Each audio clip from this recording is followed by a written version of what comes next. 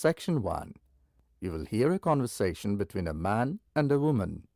The woman is talking to the man regarding a job in a hotel. You have some time to look at questions 1 to 10.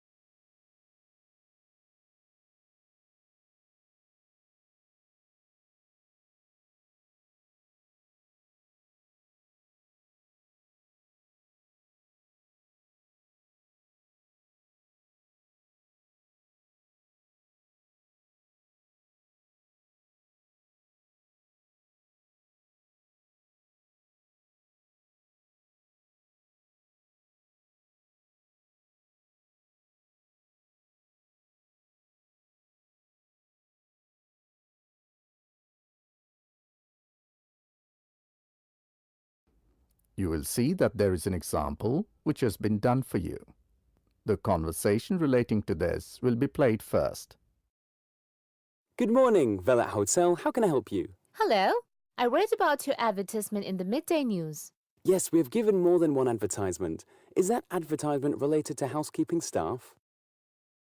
The advertisement in the newspaper is related to housekeeping staff.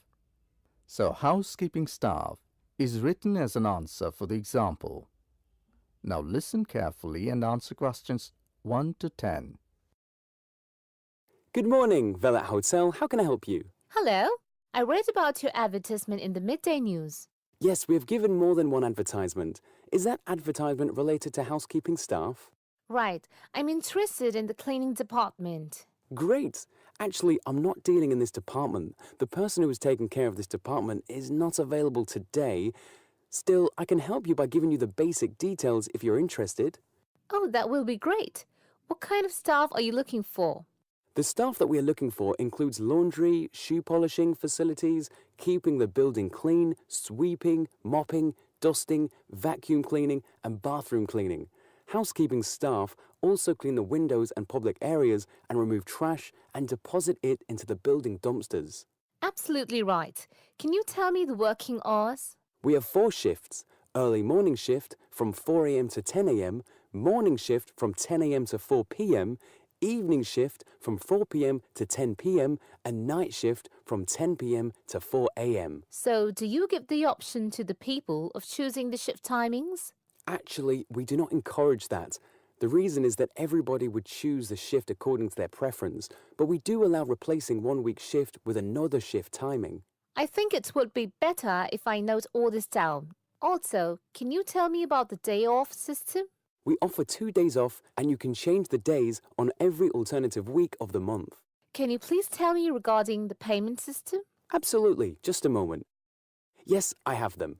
You get $8 per hour, which includes your break. Will I get meals or... Yes, we offer meals to all our staff, and there is no charge for it, which is a big relief. Awesome. Also, you'll be happy to know that you also get tips from our bona fide guests. What about the uniform? Is there any uniform system? I mean, do you provide the clothes as a uniform? Of course, it slipped out of my mind. We do provide clothes for the uniform. Wow, that is good. As it is difficult for one to manage one's uniform, what is the color of the uniform? Green shirt and cream trousers, no prints, just plain. Oh, I forgot to ask about the date. From when can I join? Can you hold for a minute? You can join from the first week of next month. You know the weather is improving. Perfect. I'm free from next month. Great. But I would like to inform you that you have to call again and speak with Miss Samantha Bradshaw, as she's the manager who is dealing with housekeeping department. She'll guide you as to when you come for the interaction with the manager. Not a problem. What time should I call again? You can call her after 2 days, as on that day she'll have time to interact with you. So shall I call back on the same number? No, I'll give you her number. The number is +044 888 333 5385. Okay, I will call her. Do tell her about all information which I've given you, and also you'll be asked some verification questions. Not a problem. Thank you very much. You are most welcome. That is the end of section 1. You now have some time to check your answers.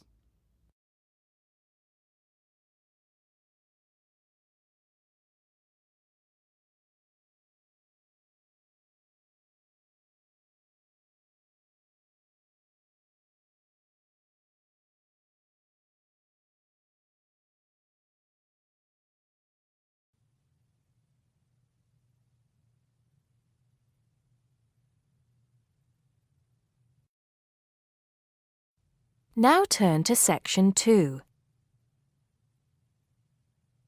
Section 2. You'll hear a tour guide talking to a group of visitors about Bestley Castle. First, you have some time to look at questions 11 to 15.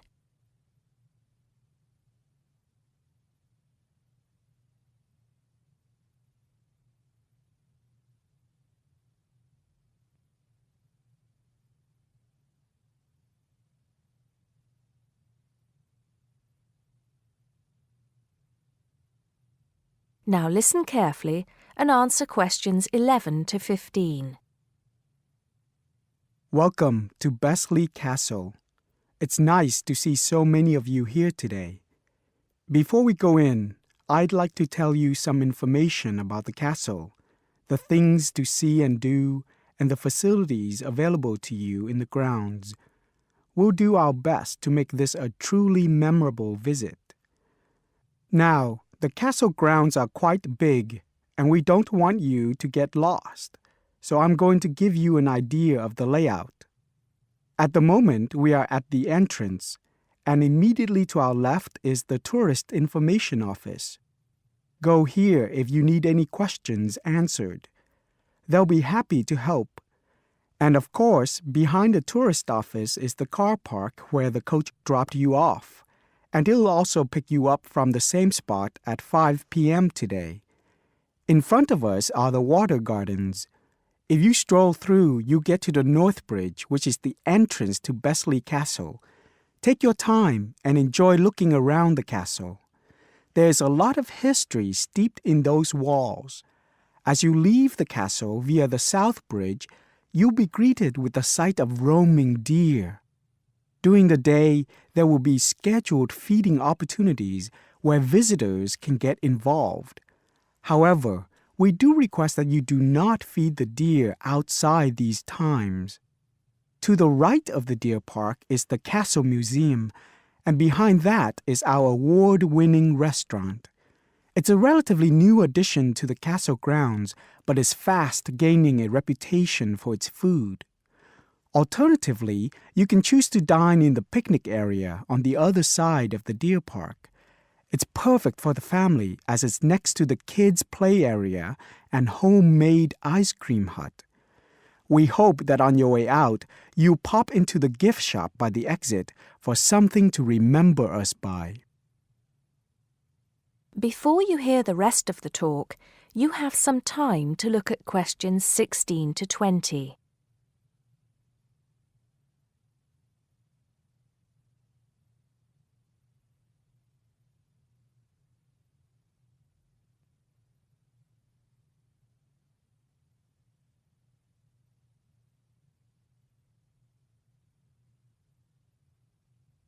Now listen and answer questions 16 to 20.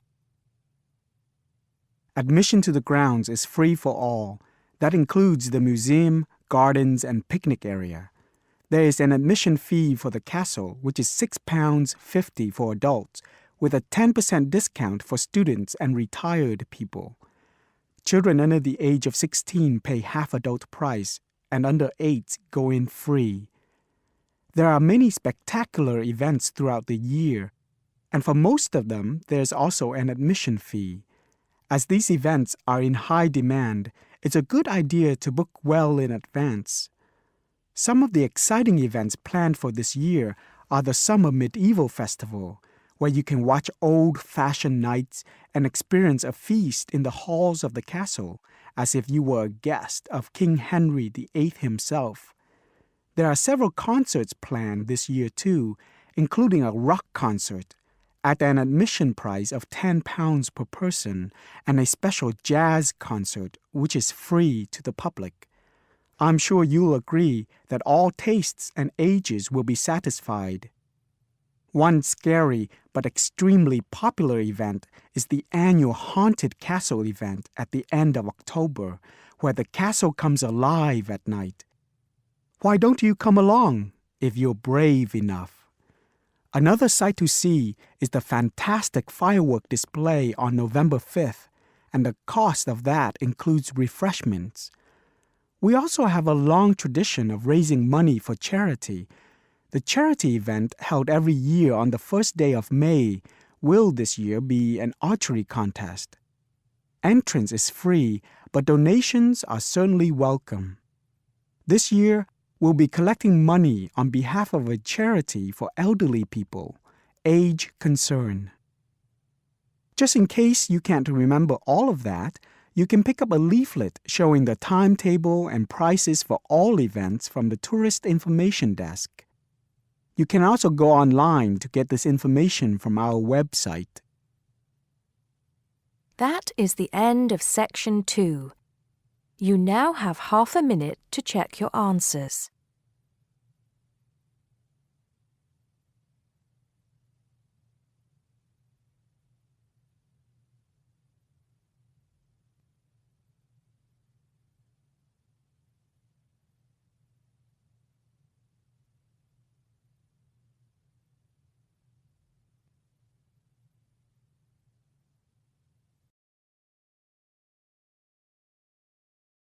Now turn to section 3 on page 6 of your listening booklet. Section 3. You will hear two students, called Richard and Shirley, discussing the information they have collected so far for a group project. First, you will have half a minute to look at questions 21 to 30.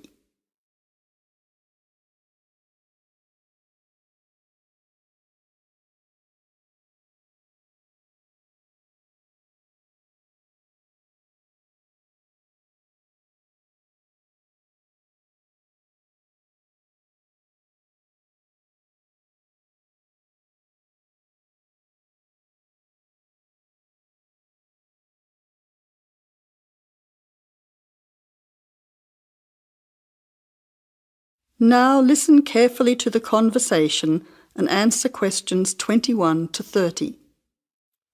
Hi Shirley, glad you could meet me at the weekend to talk about the research we have to do on energy. Yes, Richard. I think it's important that we stay focused on the specific area of our research, energy consumption. Did you know that the demand for electricity is growing faster than coal, oil and gas can supply it? Yes, indeed. Coal and oil, which I discovered are also known as fossil fuels, could have disastrous effects on world climate. My research supports you. I also found out that the weather could be affected by global warming. However, a range of fuels are used around the world. Did you know that the most common fuels are the fossil fuels, with oil accounting for almost half at 45%? Coal and natural gas are equal next at 20%, with nuclear power being the lowest at 7%. Other sources of energy are also near the bottom at 8%. Before the final part of the conversation, you now have 20 seconds to look at questions 27 to 30.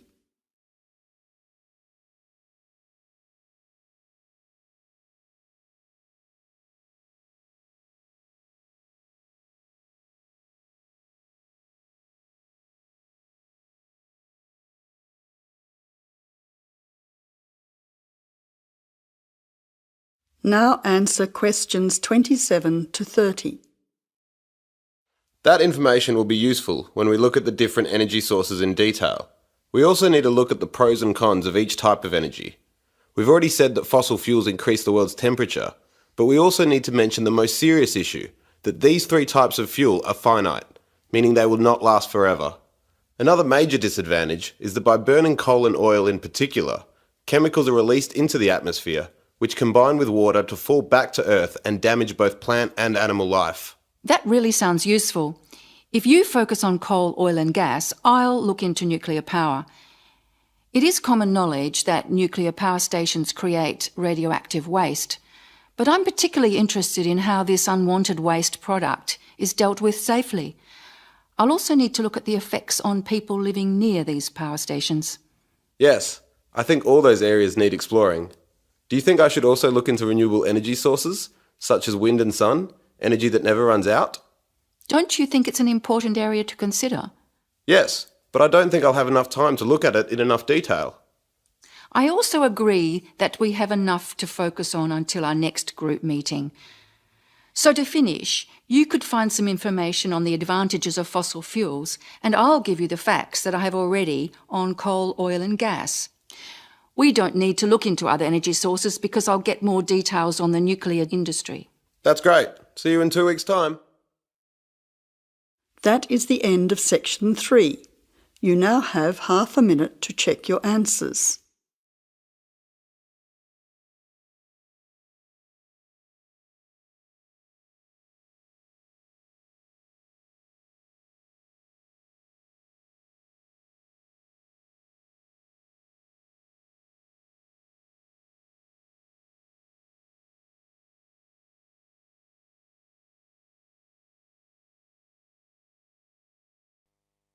Now turn to Section 4 on page 44.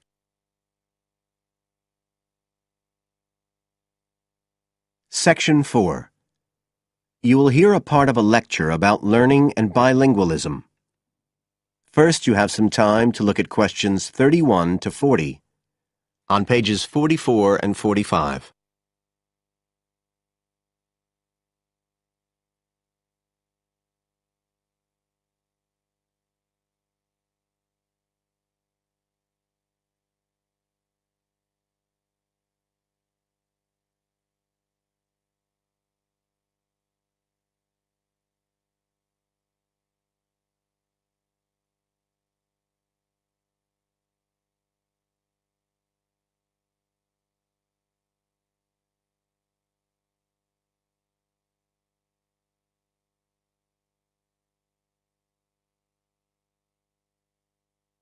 Now listen carefully and answer questions 31 to 40.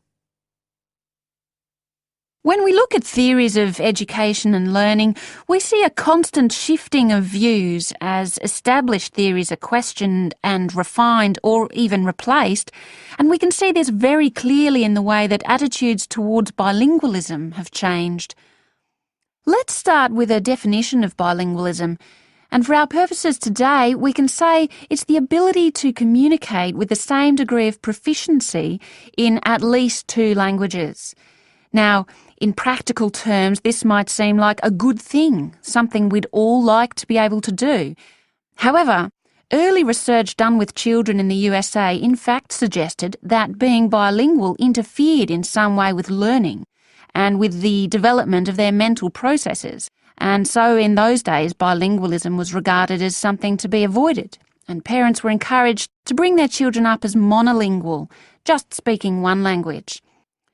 But this research, which took place in the early part of the 20th century, is now regarded as unsound for various reasons, mainly because it didn't take into account other factors such as the children's social and economic backgrounds. Now, in our last lecture, we were looking at some of the research that's been done into the way children learn, into their cognitive development, and in fact we believe now that the relationship between bilingualism and cognitive development is actually a positive one. It turns out that cognitive skills such as problem solving, which don't seem at first glance to have anything to do with how many languages you speak, are better among bilingual children than monolingual ones. And quite recently, there's been some very interesting work done by Ellen Bialystok at York University in Canada. She's been doing various studies on the effects of bilingualism, and her findings provide some evidence that they might apply to adults as well. They're not just restricted to children.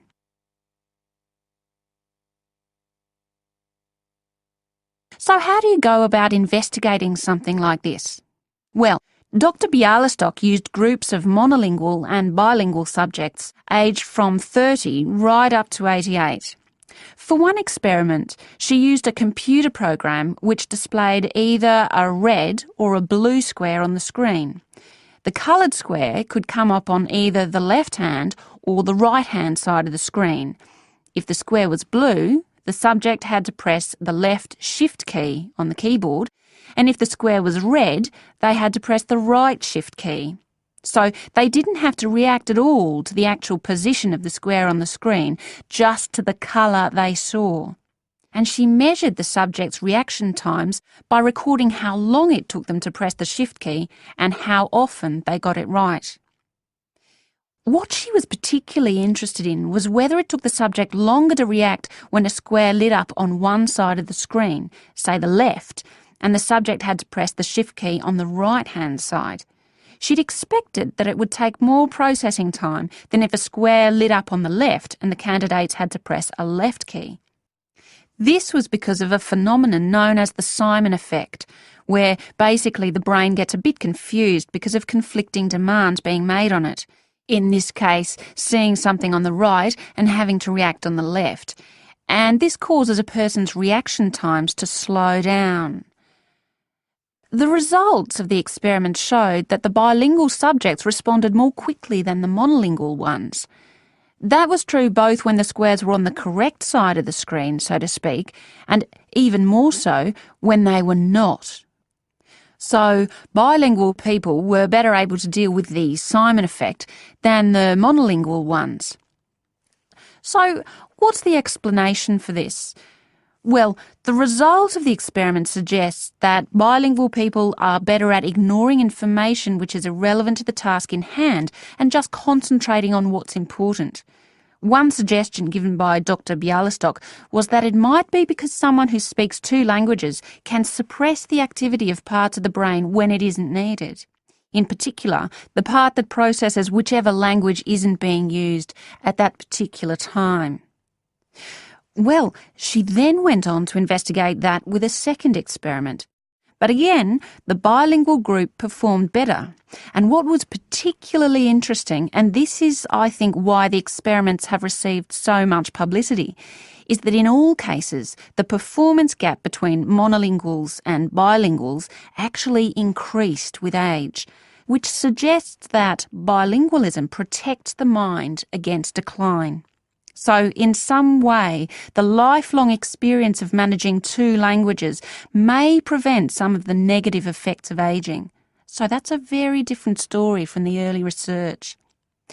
So what are the implications of this for education? That is the end of Section 4. You now have half a minute to check your answers.